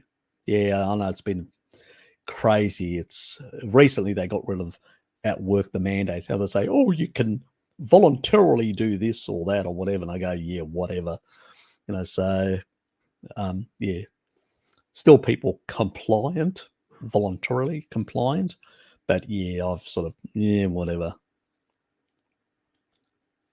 Yes, I do. Just Google.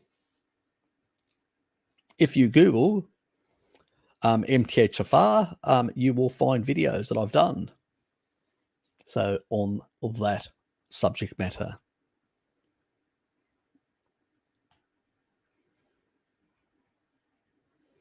Let me, hold on. I will have to find and share them, or share. So it's I should make a playlist at some point. Oh, how nice. YouTube recommends my own live stream to me.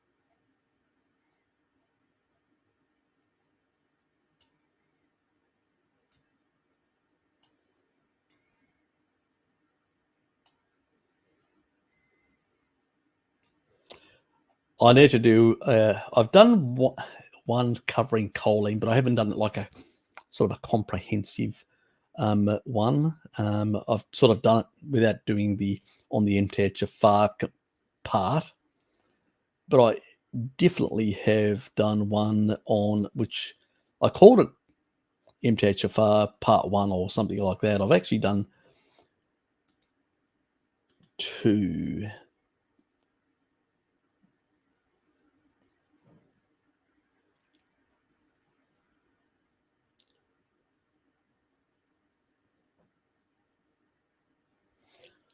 Oh, there it is. Methylation part 1. I gave it a real. It's a problem when you come from a technical background like me, not from an artistic background. I have, what do they call it? Completely, very, very little bloody style when it comes to that sort of stuff in the way I name things. Oh, well.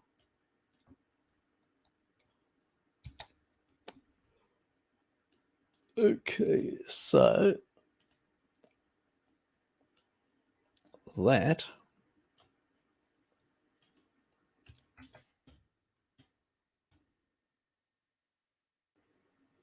all I did was add MTHFR Keto Carnivore in the title, and that was only to basically try and get more hits, which didn't really work because the AI didn't really whatever.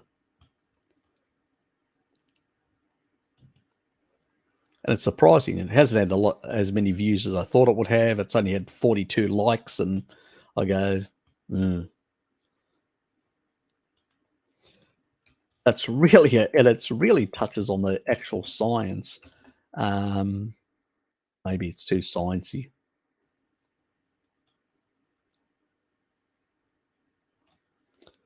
And then I did this one here, having a rant against the naturopaths.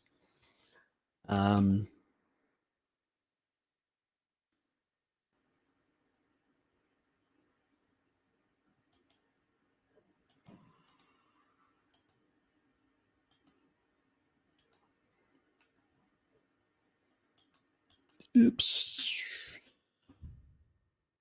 On there was the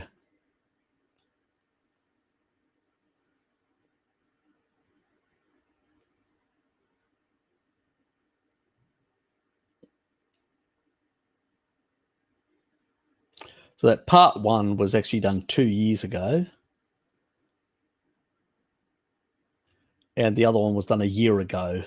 So, but the science in there is still valid. It's there's nothing. It's still valid research and all that. So it's, and it also means that people will actually look at my, check them out. But those are the, methylation part 1, MTHFR, and the homocysteine, MTHFR, genetic, just a piece of, basically. But anyway, I explained why it is. And then there's also homocysteine 1 that I've actually done with Gregor. That's a very comical one. If you type homocysteine, God, maybe I'll look that up as well.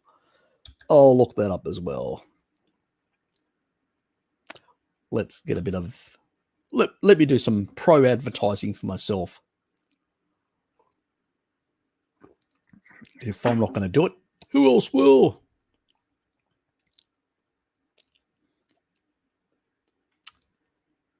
Anyway.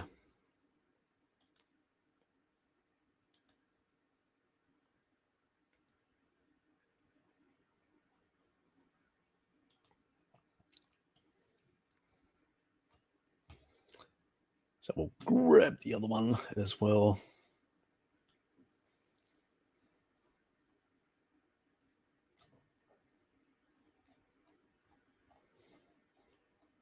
That's a bit of a longer one, the one with Gregor, but it's actually quite funny. And it pulls apart some of the stupid arguments that the Vagoons put out there constantly. And it's, yeah, he makes my case. Everything he says, he makes my case, you know. I just back it up to confirm it with the appropriate science. It is a really, you know, it's actually ended up becoming a much, quite a humorous video, more humorous than I initially thought it would be. So I surprised myself how well it ended up. It was bloody funny in a number of respects. The Gregor one. Well, I enjoyed making it. And I think it goes on for a while. It's an hour. It's about an hour and nearly 90 minutes all up. So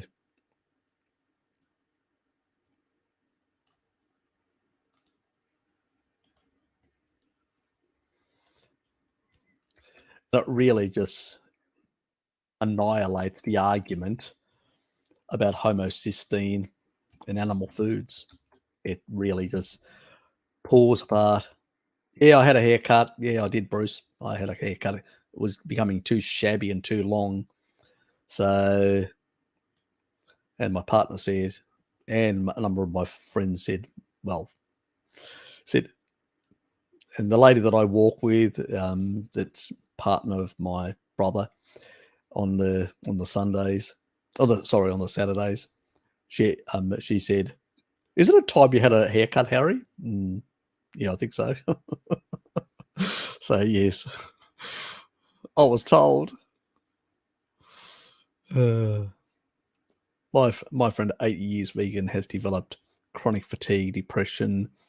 Could you briefly offer some encouragement to trial carnies, no carbs for holiday, please? I'll play it back to him. He's close to committing. Actually, I would basically, that McGregor video, I'd actually show him that video, the one that I put, the last one there, Ryan. You know, are vegans like Dr. McGregor right about meat increasing homocysteine levels? That one there, you know, and Gregor makes my case perfectly.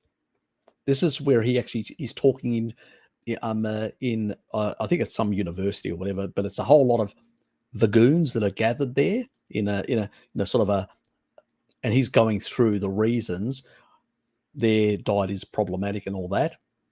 That's a really old video. Not many people know about it, you know, so it's something that the vagoon community doesn't really know about it, but it really annihilates.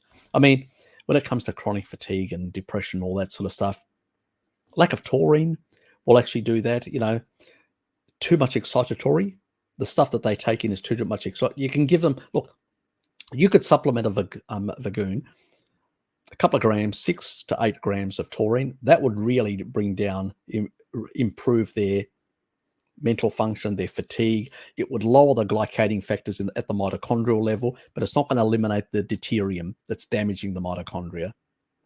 So there's a lot of other factors that, you know, unless they switch, you can't fix, so to speak. But you can actually reduce some of the severity. And you basically say, this is the stuff in animal foods. You can only get it in animal foods. You're supplementing now, and now you're noticing a difference. Your gut is improving its function. Your sleep is improving by having it like 9 o'clock, having a couple of grams 9 o'clock, a few hours before sleep, so it can permeate through your body, and then you can sleep much better. And once they see these sort of things, then they'll go, okay, they'll rethink things.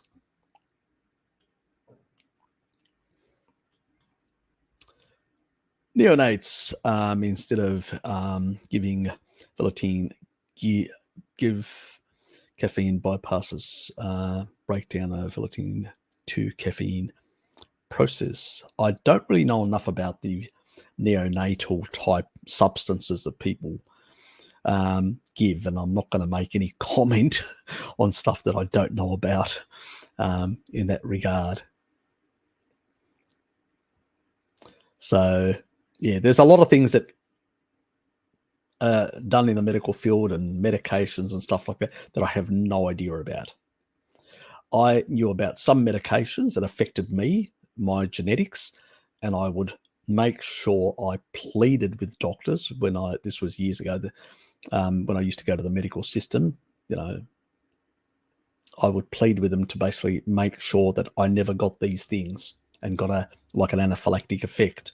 So yeah, but I'm not going to make it, especially for neonatal stuff like that. Do you want me banned from YouTube? Very thin. You've got to be very careful with that sort of stuff. YouTube is very censor prone to those things.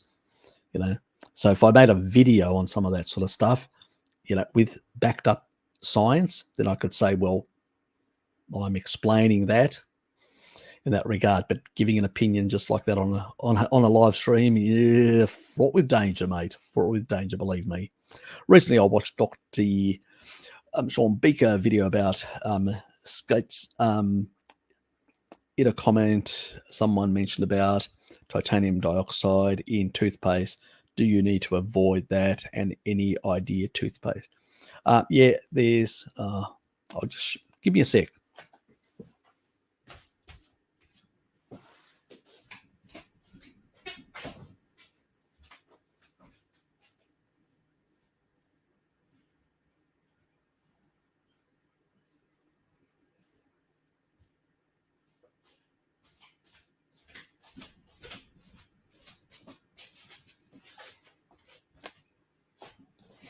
This is an Australian company, Grants, that makes this toothpaste. They sell it at Woolies for $3. It's cheaper than many of the others. No fluoride. See there? No. Oops. It's too close and it actually goes out of focus because it's set up for my distance. And then it's too small, the writing. No fluoride or preservatives or any other crap. So Grants of Australia. 1984 it was established. So that's what I use pretty much. So no fluoride, none of the other chemical nonsense and stuff like that you would get it, or any heavy metals or whatever, or things that your body can't actually deal with properly. So yeah, I'd say give those, this is a much better alternative. I believe it actually is sold overseas as well in a number of different jurisdictions. But for Aussies, that's the stuff to get. You can get it at Woolies for $3. You may be able to get it elsewhere cheaper. I don't know. You need to. I think that's the cheapest price. Some of the other ones that they do have, they have some other variations with more mint and stuff like that, and they tend to be a bit more expensive. You're paying for the additional fragrance. Don't bother. This one's got is sort of mild light mint. It's only $3, so don't bother throwing too much money away in that regard. So that's an option without going into all the different chemicals and stuff like that. Look, there's plenty of people that have done videos explaining how all these bioaccumulate and all that. Now, if you've got a good functioning gallbladder, you'll excrete a lot of this sort of stuff, and good detoxification pathways, your primary and secondary, your liver, good levels of choline, good levels of taurine in your system, and a good functioning liver with lower fatty, no fatty liver, stuff like that. You should be able to clear some of this sort of stuff out. It's not going to be as big a problem as people make out to. But, you get bioaccumulation. We live in a sick environment. There's all sorts of things. The less we put in, the better. Let's put it that way. The less we have to detox through our primary detox pathways, the better. Let's not overload ourselves, but let's not get too wound up and too, Zachary, thank you, mate. I'll just Sunday sauna time. Better way to pass the heat away. Yeah, sounds good. I wouldn't disagree at all. Jared, thank you all the golden nuggets. You deserve way more subs than Two Drama and MD carbohydrate grounding pads, and taurine has been a lifesaver this year.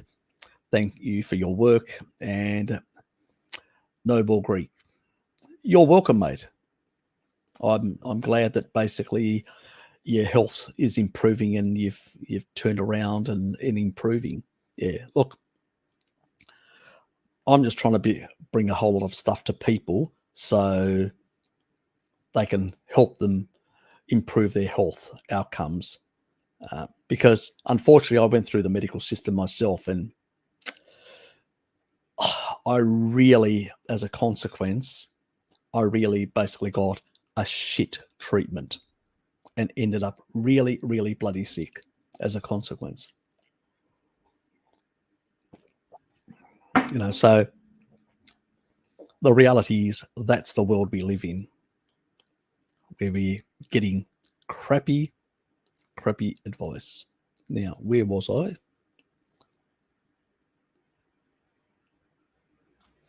Yeah. And thanks, mate, as well. Yep. That. I remember mentioning about the protocol to help digestive tract be complex. Yep, exactly. Yeah, it was 17,938. Did I say nine? I said 19,738. I always get it mixed up. It's 17, isn't it? Yep. Okay. Yeah, but that's a specific. That's why the family is lactobacillus, like the sort of the common origin is the lactobacillus. Then you've got the specific families, which is Reuteri, rhamnosus, and whatever else. And then you've got specific, within that family, specific strains. And some strains of Reuteri can be beneficial. Some may not.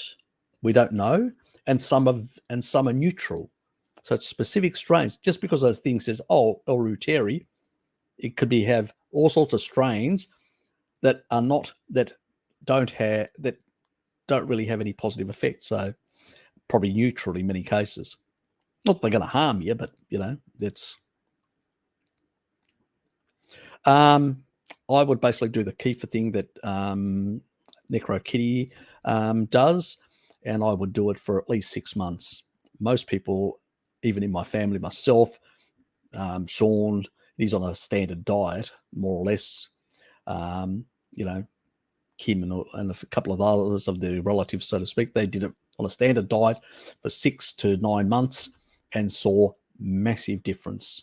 So even people on a standard will get improvements, let alone on a species appropriate diet. You're welcome, mate. And a bit of self-promotion.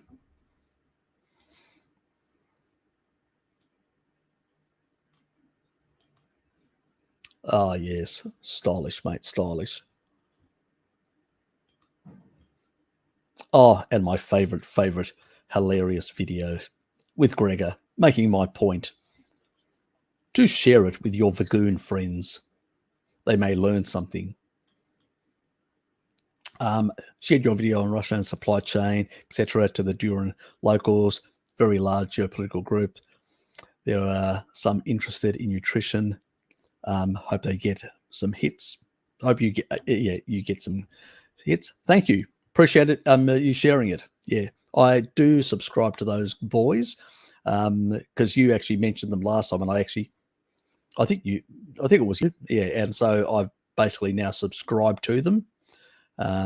Occasionally, I have watched a few of their videos. Yeah, they do get the point on some of those things. Yeah, they do understand.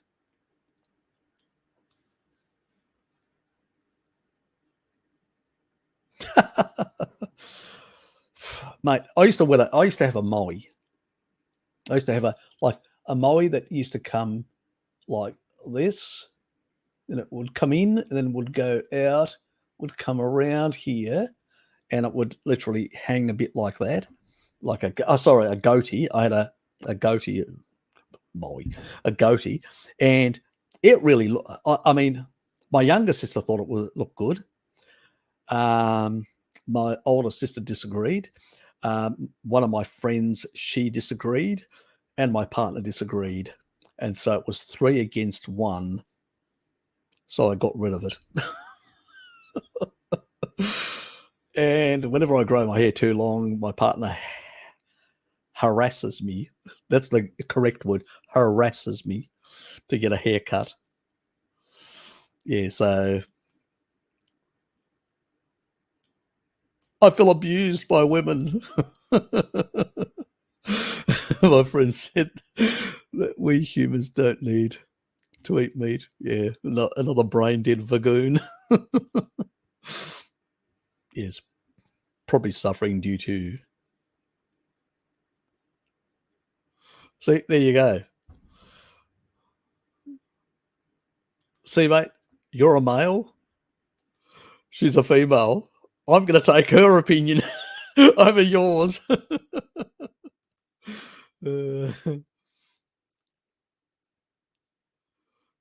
Okay. Pepper challenge. Okay. Interesting. Some people have interesting ways of living their life. Pepper challenge. Oh, God. I should throw my father in one of those pepper challenges. He loves peppers. Grows his own. Yeah, Dad's a bit like that. I have some dark spots on the skin. I've been sun a lot. I suspect I have a niacin. Yeah, you could. Niacin is really important for protecting the skin from UV. That's why I always recommend people eat piggy. Yes, eat plenty of piggy to get plenty of niacin. Yeah, niacin can have that effect on, these sort of, I forgot about that. Yeah, it could be related. I don't know about this exact condition, whether niacin plays a role or not, but it could be, because if you're out in the sun and you're not getting enough niacin, you can deplete because it's used to repair from UV radiation. And if you're lower and you've got a genetic susceptibility, that makes sense. Yeah, that could be an issue. Eat more piggy. Oink, oink. That should help. Not meant to advise. What's done in neonatal? Yeah. Look, I know. Look, there's a lot of things that are done in the medical field that are, let's say, yes, I'd put a big question mark on them. Definitely, yes. CBD oil, no. Do a joint. No, I can't even say that. Do a joint. Geez, Harry, I'll get that over to him. I swear by taurine now. It acts very similar to CBD oil. Yes, it does, for helping sleep and relax for a fraction of the cost. Precisely. Look, it affects GABA A. CBD affects GABA A. Same pathway. So, lithium that they give, people that have got neurological, really, certain conditions, it affects GABA A. And I'm going, and that's why it's also bioaccumulates, because it's an ion and has an interaction with taurine. But if you lower lithium, you lower these sort of things and then shift. And then the other thing about CBD oil, it's an oil. It can have some level of oxidation that can happen, once you extract an oil from a plant. That's the other side of things. Do you want to be putting oils into your body? It's not something that I recommend. And especially some people are, like saying, like use it in some sort of device that, that you get it through to your lungs or whatever. Friggin' no. I mean, we know from certain oils that are being used in, certain these sort of, what do they call those? that other smoking stuff, they generate all the snow, which is the sort of the artificial cigarettes or the e-cigarettes or whatever. Some of those oils basically really damage people's lungs. God, no, you don't want that sort of oxidation products in your system. Yes, taurine's way better and safer, and it's species appropriate. Yes, I'm glad it's helping you out. You're welcome. Grant toothpaste found on the bottom shelf. Yeah, it is found on the bottom shelf in every store. I've noticed that. It is annoying. But just look down. Producers pay for products. Yeah, they do. All the stuff is in the middle part is all the Colgate, is all the major product lines. Everything on the bottom usually tends to be these products. So look down when you're trying to find it in the shelves in Woolies or Coles or these sort of places. So yes, just finished a meal. 6 eggs, 3 times. I love eggs. I tend to have 4 or 6 eggs a day. Lately I've been doing 6 eggs a day, and yes, and so not bothering with choline supplementation. My choline supplementation is just sitting there. So anytime, occasionally when I forget to take eggs to work, that's when I've got it in my drawer and I'll use it. But otherwise, I don't bother unless I'm going to have some drinks, which I shouldn't. But anyway, I do because I do cheat. I am. Yes, I have to say, piggy and lamb is my 2 favorites.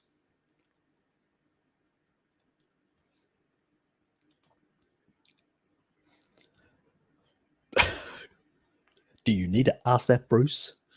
Do you need to ask that, Bruce? If you've been in the low carb community, you know quite clearly all the stuff that are in peppers and stuff like that. So do we really need to get into that sort of discussion? I'm going to go. It's 12:30 and I have to be somewhere soon in about 15 minutes. Hot baths with borax, baking soda, magnesium, bath salts. Is there any benefit to you think? Yeah, it doesn't. It's not going to harm you. I use Epsom salts now and then. So, but, actually the best thing for your skin pH, for the pH of your skin, the closest thing to the pH of your skin is milk. I wonder why Cleopatra used to have a milk bath. So you could actually go and get milk powder and put it in your bath and warm it up, and you'd have a milk bath, which would basically bring the pH, would normalize your pH of your skin, which means that it would also have an effect on balancing your microbiome on your skin. Food for thought, boys and girls. Yes, exactly. So now everybody's going to be rushing to Woolies and Coles to buy those packs of, the goat milk packs that are dried to put in their baths.